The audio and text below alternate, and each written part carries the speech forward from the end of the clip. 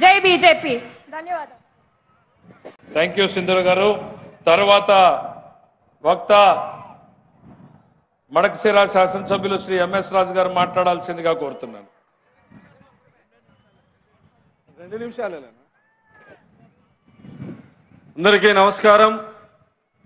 Telugu Desam, BJP, Janasena నాయకుల సంయుక్తంగా ఏర్పాటు చేసిన సూపర్ 6 సూపర్ హిట్ సభకు విచ్చేసి జయప్రదం చేసిన అనంతపురం ఉమ్మడి జిల్లా ప్రజానీకానికి, తెలుగుదేశం బీజేపీ కార్యకర్తలందరికీ నమస్కారాలు తెలియజేస్తూ, నిన్నటి వరకు ఎర్రటి ఎండలుండేటివి ఈ రోజు మన సభ జరుగుతుంటే ప్రకృతి కూడా గౌరవ ముఖ్యమంత్రి చంద్రబాబు నాయుడు గారికి సహకరిస్తూ చల్లని గాలులు వీస్తున్నటువంటి ఈ సందర్భంలో గత 5 సంవత్సరాల రాక్షస ప్రభుత్వాన్ని కూకటి వేలతో సహా పెకిలించి గౌరవ ముఖ్యమంత్రి నారా చంద్రబాబు నాయుడు గారి నాయకత్వంలో కూటమి ప్రభుత్వాన్ని ఏర్పాటు చేసి ఏవైతే హామీలు ఇచ్చారో ఆ హామీల్ని ఒక్కొక్కటిగా నెరవేరుస్తూ వచ్చినటువంటి తరుణంలో 1 ఇయర్ కాలంలో గౌరవ ముఖ్యమంత్రి ఏవైతే ప్రతిపక్ష నేతగా హామీలు ఇచ్చారో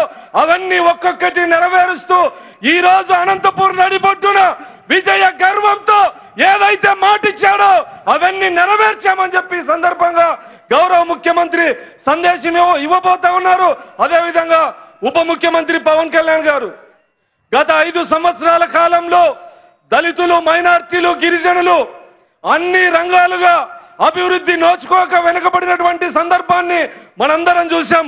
భారతదేశంలోనే దళితుల మీద జరిగినటువంటి దాడులు, హత్యలు గత 5 సంవత్సరాల్లో దేశంలో నెంబర్ 1 స్థానంలో ఉంది. దాదాపు దళితులకు సంబంధించిన 27 పథకాల్ని రద్దు చేసి దళితులకు అన్యాయం చేసినటువంటి పరిస్థితి. ఈ రోజు గౌరవ ముఖ్యమంత్రిగా నారా చంద్రబాబు నాయుడు గారు బాధ్యత తీసుకున్న తర్వాత